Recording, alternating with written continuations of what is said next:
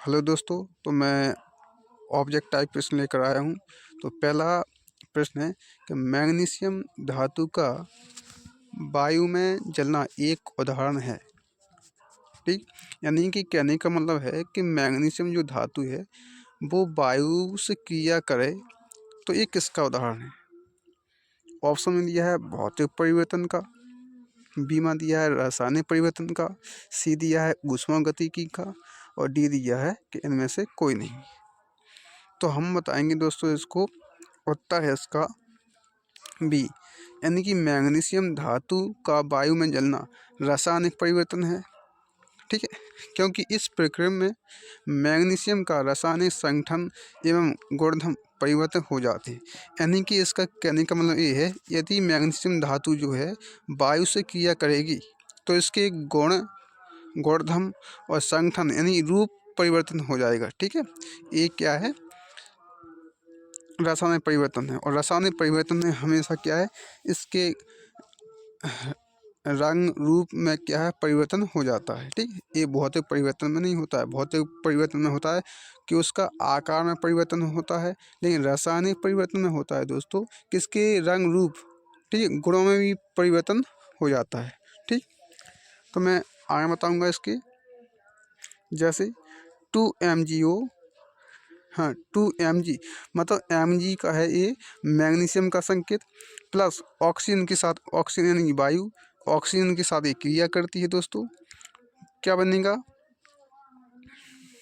2MgO बन गया, यानी कि मैग्नीशियम ऑक्साइड ये बन जाता है। ये है दोस्तों क्या है, हाँ मैग्नीशियम धातु है। ये देखने में क्या सफेद लगती है। ठीक है, ये है मैग्नीशियम धातु। तो इसी प्रकार हम अगला प्रश्न बताएंगे आपको।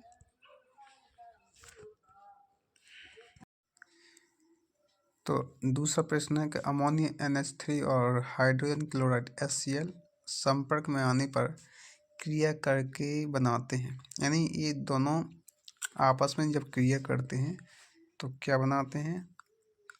ऑप्शन में दिया है ए अमोनिया क्लोराइड, बी दिया है अमोनिया सल्फाइड और सी दिया है अमोनिया ऑक्साइड और डी है गंधक। तो इसमें से जो ए है अमोनिया, आपको जो दिखाई दे रहा है पाउडर टाइप का होता है वाइट कलर का, इसको यदि आप क्रिया करवाओगे तो इसमें सफ़ेद धुआं निकलता है। तो इसका आंसर है अमोनियम क्लोराइड यानी ए ऑप्शन। तो इसकी डेफिनेशन है, यानी अमोनिया और हाइड्रोजन क्लोराइड यानी संपर्क में आने पर अमोनिया क्लोराइड सफ़ेद धुआं बनाते हैं। ठीक है, यानी इसको आप जलाओगे तो क्या सफ़ेद धुआं निकलता है। किसमें, जब दो आपस में क्रिया करते हैं अमोनिया और हाइड्रोजन क्लोराइड, ये संपर्क में आएंगे तो अमोनियम क्लोराइड यानी इसका सफ़ेद धुआं बनता है। इसके बाद हम अगला बताएंगे आपको।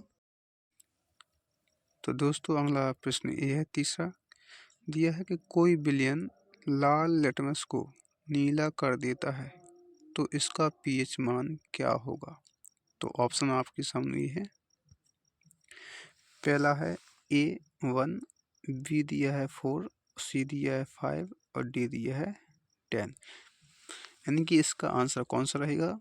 तो इसका जो आंसर रहेगा वो रहेगा डी, यानी कि 10। ठीक, इसकी भाषा क्या है, क्योंकि विलयन क्षारीय होता है अतः उसका pH मान 7 से अधिक होता है। मतलब क्षारीय जो होता है तो क्षारीय का pH मान 7 से अधिक होता है और अम्लीय का pH मान 7 से कम होता है और 7 पे होता है उदासीन। ठीक है, तो इसका आंसर क्या रहेगा डी। अब इसी प्रकार अगला प्रश्न देखिए। अगला दिया है कि निम्नलिखित में दुर्बल अम्ल है। तो हमें इसमें ये समझना है कि दुर्बल अम्ल कौन सा है। तो ऑप्शन में है आपका HCl, बी दिया है HCN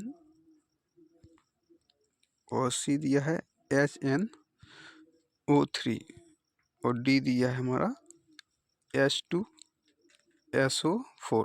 ठीक है, अब हमें ये आना चाहिए दुर्बल अम्ल और हाँ प्रबल अम्ल क्या होती है।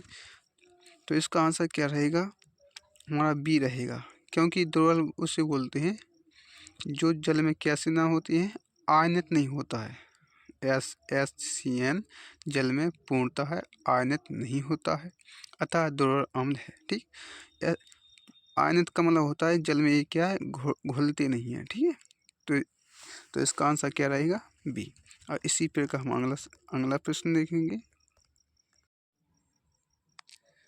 तो अगला प्रश्न है कि शुद्ध जल का पीएच मान होता है। 5वां प्रश्न है, दिया है कि शुद्ध जल का पीएच मान कितना होता है। तो ऑप्शन दिए हैं, ए दिया है 0, बी दिया है 1, सी दिया है 7 और डी दिया है 14। ठीक, तो इनमें से मैं शुद्ध जल का पीएच मान देखना है। तो शुद्ध जल का पीएच मान कौन सा होता है, तो शुद्ध जल का पीएच मान होता है 7। ठीक, तो इसका आंसर क्या रहेगा, ये 2019, 18, 17, 14, 11 में आया हुआ है, वही इम्पोर्टेंट प्रश्न बनता है। ठीक है, तो ये सी इसका आंसर है। हम भाषा पे समझेंगे। शुद्ध जल जो होता है उदासीन होता है, तथा उदासीन विलयन का पीएच मान कितना होता है, 7 होता है। उदासीन का मतलब होता है 0। ठीक, अब हम अगला प्रश्न बताएंगे आपको। अगला दिया है H2S विलयन का पीएच मान है। मतलब हमें ये समझना है कि जो H2S है इसका मान कितना होता है। ठीक है, तो ऑप्शन आपके सामने ये है, ए दिया है 0, बी दिया है 1, सी दिया है 7 से कम और डी दिया है 7 से अधिक। तो इसका आंसर क्या रहेगा, तो इसका आंसर है सी, यानी 7 से कम। ठीक है, हम भाषा समझेंगे अब इसकी। जो H2S है, ये विलयन एक अम्लीय विलयन है, तथा अम्लीय विलयन का पीएच मान सदैव कितना होता है, 7 से कम होता है। हमने अभी आपको बताया था कि जो अम्लीय विलयन होता है इसका पीएच मान होता है 7 से कम, और 7 पे होता है उदासीन, और 7 से जो जाना रहे उसका पीएच मान, हाँ, जो 7 से जाना है तो उसे हम क्या बोलते हैं, क्षारीय। तो ये 7 से कम है, तो ये क्या है, अम्लीय है। तो इसी प्रकार हम अगला बताएंगे आपको।